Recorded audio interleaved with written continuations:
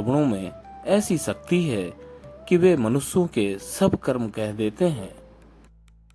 व्रत और दान सत्यवाणी से जो मनुष्य उनको संतुष्ट करता है, उसके लिए वे सौम्य पुरुष स्वर्ग और मोक्ष देने वाले होते हैं। वे सत्यवादी श्रवण पापियों के कर्मों को जानकर धर्मराज के सामने कह देने से दुखदाई हो जाते हैं। सूर्य, चंद्रमा, पवन, अग्नि, आकाश, पृथ्वी, जल, हृदय, यम, दिन रात्रि दोनों संध्याएं और धर्म से सब मनुष्य के वृत्तांत को जानते हैं तथा धर्मराज, चित्रगुप्त, श्रवण और सूर्य आदि शरीर में टिके हुए सब पाप और पुण्य को जानते हैं। इस प्रकार यमराज पापियों के पाप को अच्छे प्रकार निश्चय करने के बाद उनको बुलाकर अपना भयंकर स्वरूप दिखाते हैं। वे पापी लोग दंड हाथ में लिए बड़ी काया वाले और भैंसे पर चढ़े हुए यमराज के भयंकर स्वरूप को देखकर पापी भयभीत हो जाते हैं तथा वे प्रलय के मेघों के समान गर्जने वाले, काले पहाड़ के समान बड़े शरीर वाले, बिजली सी कांति लिए भयंकर और 32 भुजा वाले, 3 योजन यानी 12 कोस का लंबा चौड़ा उनका शरीर है तथा बावड़ी के समान नेत्र हैं। मुख में भयंकर दाढ़ है, लाल आंखें और लंबी उनकी नाक है तथा चित्रगुप्त भी मृत्यु और ज्वर आदि से युक्त बड़ा भयंकर है। उसके पास यम के तुल्य सब दूत गर्जा करते हैं। उसको देखकर डरा हुआ पापी हाहाकार करने लगता है तथा दान न देने से वह पापात्मा बार बार कांपता और रोता है। तदंतर अपने कर्मों को सोचते हुए तथा रोते चिल्लाते हुए उन पापियों को चित्रगुप्त यम की आज्ञा सुनाते हैं। कहते हैं, हे दुराचारियों, हे पापियों, तुमने किस पापी को कैसा दंड मिलना चाहिए वह आज्ञा सुनाते हैं। इसके बाद वे निर्दयी यमदूत उनको धमकाकर कहते हैं कि हे पापियों, अत्यंत भयंकर महाघोर नरकों को चलो। यम की आज्ञा का पालन करने वाले प्रचंड और चंडक आदि यमदूत उन पापियों को एक रस्सी में बांधकर नरक की ओर ले जाते हैं। वहां जलती हुई अग्नि के समान कांति वाला एक बड़ा भारी वृक्ष है। वह 5 योजन चौड़ा और 1 योजन ऊंचा है। पापियों को उस वृक्ष में सांकलों से बांध दिया जाता है। किसी पापी को उल्टा लटका दिया जाता है।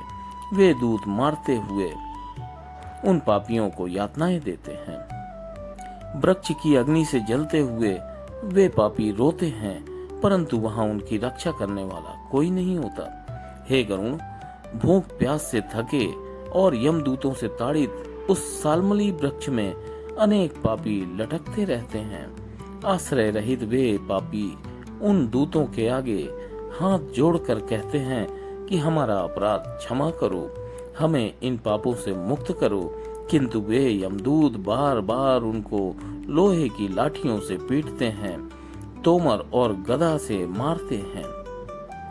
उस मार से वे पापी मूर्छित होकर गिर जाते हैं। उन चेष्टा रहित पापियों को देखकर यमदूत कहते हैं, हे दुराचारी पापियों, तुम किस लिए यह खराब चेष्टा करते हो?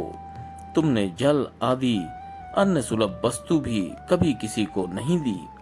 तुमने आधा ग्रास भी किसी को भोजन नहीं दिया। ना कुत्ते, कौवों, पशु पक्षियों को तुमने किसी प्रकार का भोजन या ग्रास दिया। ना अतिथियों को कभी नमस्कार किया और ना ही पितरों का तर्पण किया। यमराज और चित्रगुप्त का भी उत्तम ध्यान तुमने कभी नहीं किया। रहित पापियों को देखकर यमदूत कहते हैं, हे दुराचारी पापियों, तुम किस लिए यह खराब चेष्टा करते हो? तुमने जल आदि अन्य सुलभ वस्तु भी कभी किसी को नहीं दी। तुमने आधा ग्रास भी किसी को भोजन नहीं दिया। ना कुत्ते, कौवों, पशु पक्षियों को तुमने किसी प्रकार का भोजन या ग्रास दिया, ना अतिथियों को कभी नमस्कार किया और ना ही पितरों का तर्पण किया। यमराज और चित्रगुप्त का भी उत्तम ध्यान तुमने कभी नहीं किया, ना दोनों के मंत्रों का कभी जाप किया। अगर यह सब करते तो तुम्हें यह यातना नहीं भोगनी पड़ती। तुमने अपने जीवन काल में कभी कोई तीर्थ यात्रा नहीं की, कभी देवी देवताओं का पूजन नहीं किया, गृहस्थ आश्रम में रहते हुए अन्नदान या अतिथियों का स्वागत सत्कार नहीं किया, साधु संतों की सेवा नहीं की। अतः अपने पापों का फल भोगते रहो, अपने पापों का फल भोगो। तुम धर्म से हीन हो, इसलिए हर तरह पीटे जाते हो। हरि भगवान ही समर्थ हैं जो अपराधी को क्षमा करते हैं। हम तो उनकी आज्ञा से अपराधियों को दंड ही देते हैं। ऐसा कहकर वे दूत निर्दयता से उन पापियों को पीटते हैं। मारने से पापी जलते हुए अंगारों की तरह नीचे गिर जाते हैं। गिरते समय सामली के पत्तों में चलाते हैं। किसी को रास्ते में मदमस्त हाथी के सामने फेंका जाता है तो कुन घोर पापियों को पहाड़ों से भी नीचे गिराया जाता है। कई अत्यंत पापियों को कीड़ों से भरे हुए कुंड में डुबाया जाता है, जिससे कीड़े उसे बहुत व्यथित करते हैं। कुछ पापियों को लंबी चोंच वाले मांस को खाने वाले कौवों और गिद्धों के सामने फेंक दिया जाता है। हे गरुण, इस प्रकार की यातनाओं को वह पापी भोगता है। कुछ पापियों को आपस में लड़ते हुए भी देखा जाता है। कोई अपने ऋण के लिए प्रार्थना करता है कि मेरा धन दे दे, तैने मेरा धन खा लिया है, मैंने तुझे अब यमलोक में देखा है। नरक में इस प्रकार का झगड़ा करते हुए उन पापियों के मांस को संसियों से काटकर यमदूत उनको देते हैं।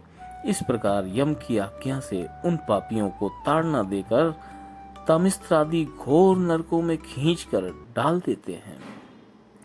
यद्यपि नरकों में दुख बहुत है, तथापि उस सालमली वृक्ष के पास उन पापियों को जो बड़ा भारी दुख होता है, वह वचन से भी नहीं कहा जा सकता। हे आकाशचारी गरुण, 84 लाख नरक होते हैं। उनमें से सबसे कठिन धौरेय नामक 21 महाघोर नरक है, जिनके नाम मैं तुम्हें बताता हूँ।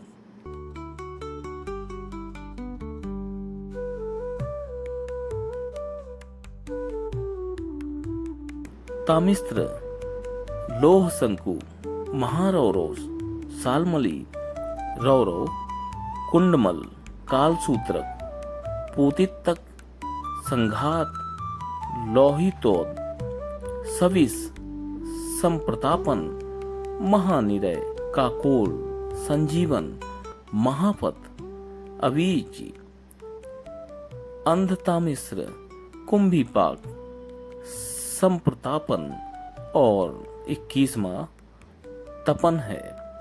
21 नरक हैं। इन सब में अनेक प्रकार की पीड़ाएं होती हैं।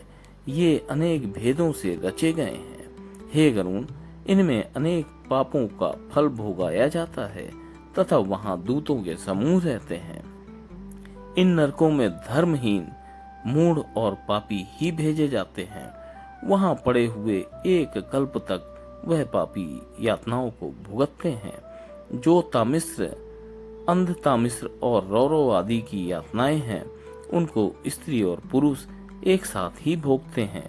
इस प्रकार अपने कुटुंब के पालन करने वाले और अपना पेट भरने वाले, ये दोनों ही इस लोक को छोड़कर यमलोक में जाकर ऐसा फल भोगते हैं।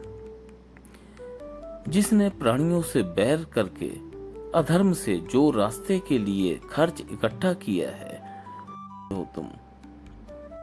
गरुड़ जी ने अपने हाथों को जोड़कर प्रभु के सामने नतमस्तक हुए और कहा, हे प्रभु, आपने मुझे सारा वृत्तांत सुनाया, परंतु अब मुझे आप बताइए।